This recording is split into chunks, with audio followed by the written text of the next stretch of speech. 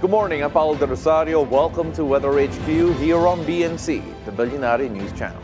Today's headlines. Pag-asa says the low-pressure area inside the Philippine Area of Responsibility has dissipated. Meantime, a weak Amihan can now be felt in the northern parts of the country. More in our local weather. Hurricane Milton downgrades to Category 4 after crossing the coastal waters of Mexico's Yucatan Peninsula. The details in our global weather. And there is an ongoing nationwide initiative to raise awareness on waste management. We'll tell you how you can join that movement later on in the show.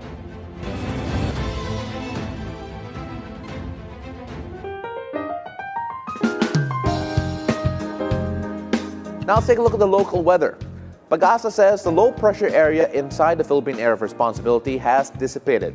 As our country transitions from the southwest monsoon to the northeast monsoon, the northern parts of the country, particularly the extreme northern Luzon, are now experiencing a weak northeasterly surface wind flow, as you can see over here. Now, residents of the Batanes and Babuyan Islands will continue to experience cooler weather with isolated light rains due to the northeasterly surface wind flow. Now, over here in Metro Manila and the rest of the country, partly cloudy to cloudy skies with isolated rain showers or localized thunderstorms are expected. Now, as for our sea conditions, there is no gale warning in effect, allowing seafarers to venture out safely. However, please remain vigilant and take precautionary measures as weather conditions can change unexpectedly. So stay safe and enjoy your time on the water. Let's take a look at the weather conditions over in Luzon, Visayas, and Mindanao, starting off with Luzon. Now, we mentioned the cool weather a while ago, but then warm weather conditions are expected over in Lawag, Tuguegarao, Olongapo, and of course there in Puerto Princesa. Maximum temperatures in these areas expected to be at around 33 degrees Celsius. However, in Baguio City over here and over in Tagaytay, Metro Manila, and in Legazpi, right over here. Let me move on over to the side for you. Generally fair weather is expected. The sun may make an appearance at times as well, but be prepared for possible rain showers all throughout the day. As you can see here, the temperature not ranging too far away with around 33 degrees in Metro Manila and 32 degrees in Legazpi. Tuguegarao though, even though in the northeastern part over here a while ago we saw that there was a bit of cooler weather around Batanes, Tuguegarao will have some of the hottest weather in the country with 34 degrees Celsius being the high. Please stay updated on the weather and take the necessary precautions at all times. Let's go down to Visayas, particularly Bacolod, Iloilo, Metro Cebu, and Tacloban. Now, generally, fair weather conditions are expected. There's a 20 to 30% chance of rain over in Bacolod and in Iloilo. So watch out for a bit of rain there, at least a possibility of rain here for Bacolod and Iloilo. Meanwhile, Metro Cebu and Tacloban, there will be a 60% chance of rain due to the localized thunderstorms. As you can see here, Tacloban, Metro Cebu, do watch out for a bit of wet weather in these areas. Now, let's go on over to Mindanao. Generally fair weather conditions are expected, especially in Metro Davao, Cagayan de Oro, and in Zamboanga. Now, residents in these areas may enjoy good weather, but always be ready for any shifts. Now, keep an eye. Local weather forecast is always smart, and conditions can change as we take a look at Zamboanga here in particular, as well as Metro Davao, having some of the hottest weather in the country as well, 34 degrees Celsius being the high in those cities. Of course, let us now move on. Let's see if the weather until the end of the work week will be favorable for us. Here's the 3-day weather forecast coming from Pag-asa.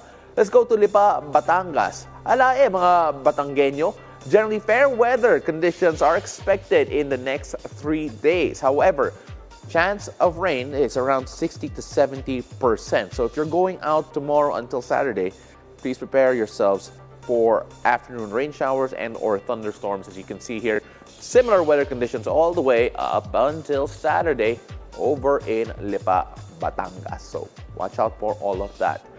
Now we move on over to Iloilo. Maayong aga, Iloilo. Expect generally fair weather conditions as well. 33 degrees Celsius expected high for the next 3 days. So it's a good idea to plan accordingly. Stay hydrated, wear light clothing, and seek shade during the hottest parts of the day to keep yourself comfortable. As we can see here, again, similar weather conditions all the way up till Saturday, 32 degrees, 33 degrees, and back to 32 degrees, the high in the next 3 days. So again, wear light clothing keep hydrated, and make sure you're feeling all right in the next few days. Now, moving over to Zamboanga, let's check in Asia's Latin city, Zamboanga. The same weather conditions are also expected here to continue until Saturday. With the good weather in Zamboanga, it's an opportunity to enjoy the outdoors. So consider visiting places like the picturesque Fort Pilar. Take a stroll along the coastline and trying local delicacies at the nearby markets. Now, whether it's a day at the beach or exploring nature, the pleasant conditions should make for a great experience. As you can see here, a bit hot actually coming on Thursday, 34 degrees Celsius being the high, a bit cooler on Friday and on Saturday though, but then still generally fair weather conditions all throughout until Saturday. Now, when we return, I'll speak with the organizer, one of the lead organizers in the nationwide initiative of Let's Clean Up Philippines. Stay tuned. You're watching Weather HQ.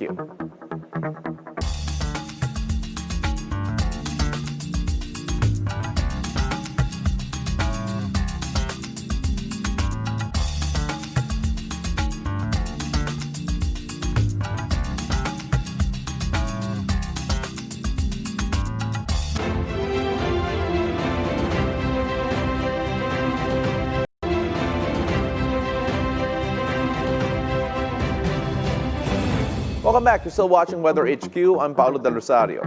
Now, there's an ongoing nationwide initiative to help raise awareness on waste management.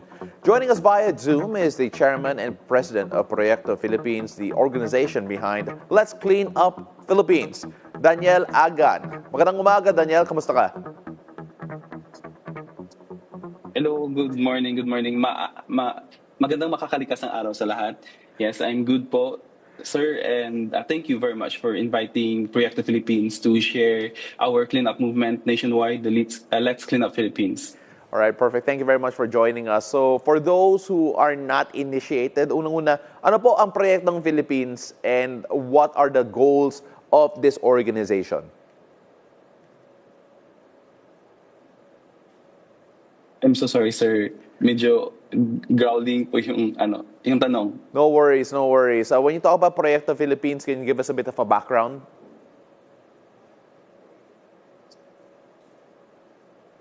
Proyecto Philippines is actually naka-base po siya sa Iloilo City, and our scope is nationwide.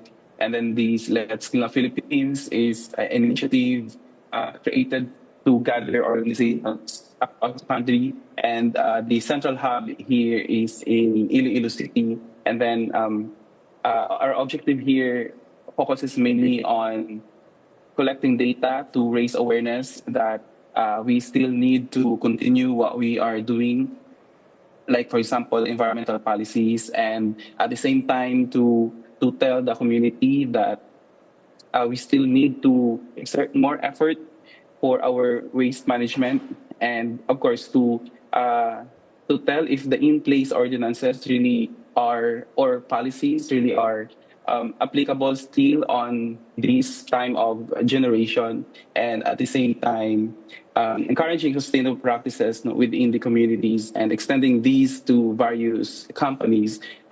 This is also a movement where we are calling the attention of companies na nagpo-produce ng mga plastic waste.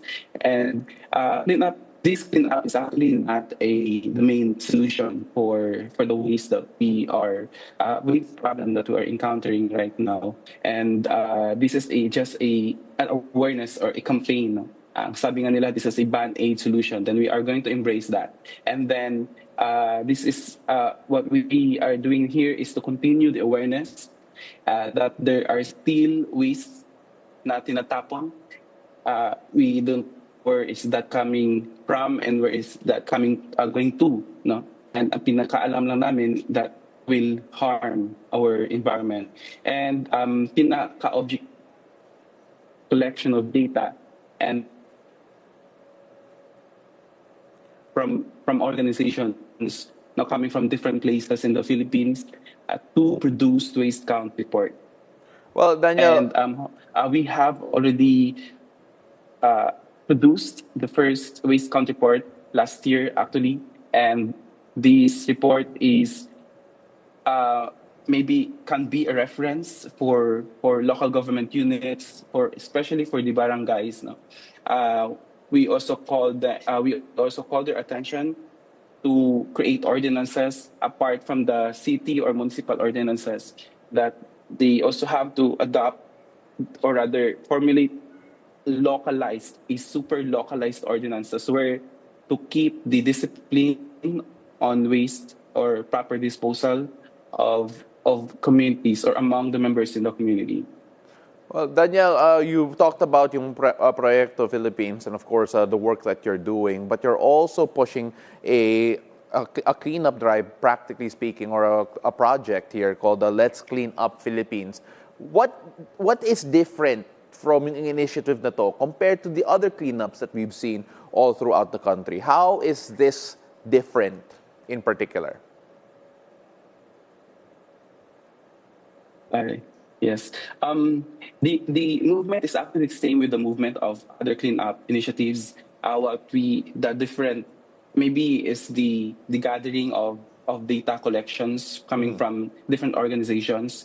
There are organizations actually applying or registering their activities to World Cleanup Day website, and then the Ocean Conservancy website. And this is actually the two biggest organizations calling also participation of organizations to join the movement. And the inspiration of Let's Clean Up Philippines is actually the World Cleanup Day, the World Cleanup website, where we want to clean up not just in the shore or the coastal line. We also want to clean up in riverbank, or maybe just in your community, in the at the yard, ano, malapit lang sa inyong bahay, or anywhere that you can do clean up.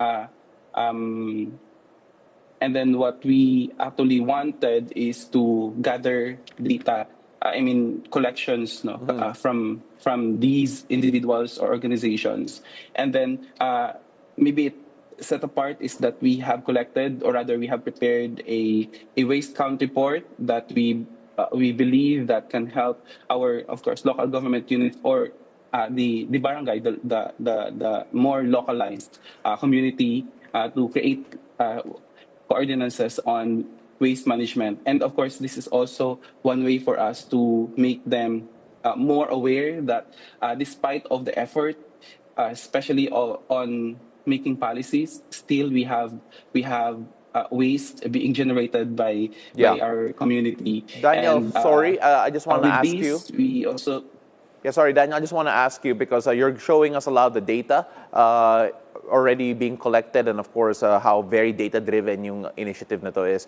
For those who want to join and be a part of this, how do you collect data from those who are joining, of course, from the organizations that you're a part of, who are a part of your initiative, and of course, for those individuals who actually want to help out? How do they properly give data to you guys for the right count for the report that you have made?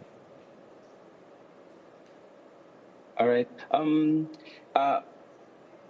I think I'm so sorry. I'm gonna plug the page in the Philippines. If they could visit the Facebook page of Let's Clean Up Philippines, there we have the announcement where they can register their initiative, and there, once they registered their initiative, the cleanup initiative, then we are coordinating with them through email. We sent out guidelines, like as shown on the screen, and then the data form. And there, the data form, they're going to use it during the collection of, or during their cleanup. And then after their cleanup, they have used, they need to submit it to the Let's Clean Up Philippines page, or sa email address po ng Philippines, so we could include it in the waste count report for the 2024. And simple lang po, they don't need to really extravagantly do the cleanup. They just need to have it near sa community nila. So in order for us to have a data from their community, and then we also the difference to add din for sa difference po ng Clean Up Let's Clean Up Philippines is we also conduct like competition of the eco bricking, all the plastic waste that we collected Yeah. from the cleanup. We also use that to produce an eco brick. It is a plastic bottle where we start with a plastic waste, a clean plastic waste. So we could parang collect the eco bricks and then make like chairs, no? Or even use it as a material in a waiting shed. We can. Those are the things that we could do with the waste in order for us to reduce the plastic waste. But of course, again, we still need to do another or rather create a pathway where we could transfer or deliver the plastic waste to something that will be created Well, na yes, parang Daniel, mas useful kasi absolutely. we You're have absolutely. already enterprises. Daniel, you're absolutely right about that. Again, Yes, we already have. we wish we could talk to you with a better connection, but then I think you got your message across. Thank you very much for joining us here on the show, and of course, you can check out more of what he said on their social media accounts, and of course, register your own initiatives there. Yes. Maraming salamat, Daniel Agan. All right, so up next, we're going to go talk about the global weather as Hurricane Milton weakens into Category 4, but still threatens to produce devastating winds, heavy rains, and storm surges. So we'll have that after the break.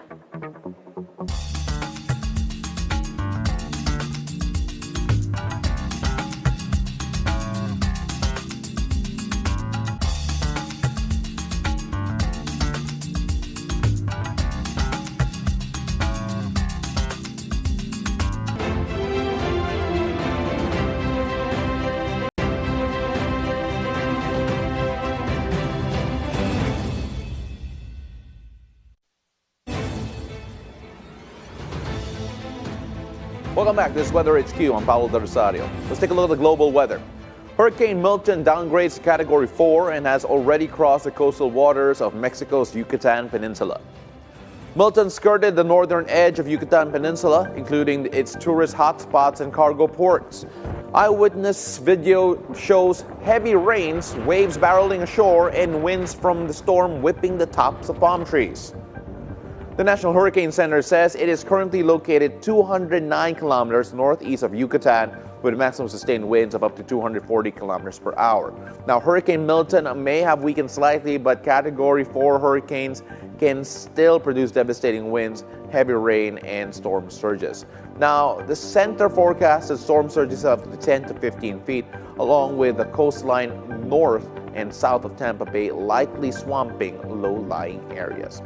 Now, forecasts of 5 to 10 inches or more rainfall threaten flash flooding further inland. Now, it is currently located east-northeast and is forecasted to weaken into Category 3 hurricane as it approaches St. Pete Beach in Florida. Now, as you can see here already near Florida in general, or rather at Florida in general. Milton is the season's 9th hurricane and the second Atlantic storm to reach Category 5. NHC says that Milton has potential to be one of the most destructive hurricanes on record for West Central Florida. Now, today is International Beer and Pizza Day, to remind everyone to take a moment to indulge in this delightful combo and remember the good things in life. Now, 50 top best pizzas in the world. 50 Top Pizza has revealed the top 50 pizza restaurants in the world in this 2024. Una Pizza Napoletana in New York took the top spot, and it is a significant achievement, especially since it moved up from second place. Known for its dedication to traditional Neapolitan pizza, it's no surprise that it stands out in this crowded field. Now, the weather is perfect in New York for pizza lovers. You can expect partly cloudy skies, having the lowest temperature of around 11 degrees, and expect a maximum of around 21 degrees Celsius, as we can see here in the United States. This is in New York in particular, as you can see by Lady Liberty right over here. 21 degrees the high, 11 degrees the low, as we mentioned a while ago. So do you enjoy your pizza there?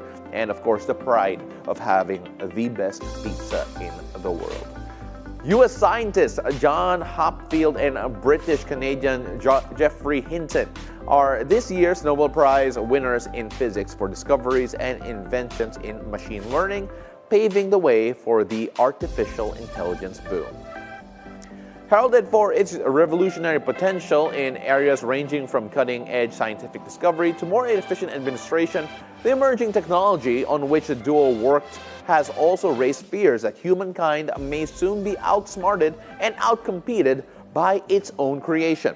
Hinton has been widely credited as the godfather of AI and has made headlines when he quit his job at Google last year to be able to speak easily more about the dangers of the technology that he has pioneered. The Royal Swedish Academy of Sciences, which awards the prize, says the 91-year-old Hopfield, a professor emeritus at Princeton University, created an associative memory that can store and reconstruct images and other types of patterns in data. And that wraps up Weather HQ today. Join us again tomorrow, whatever the weather, here on BNC, the Billionaire News Channel.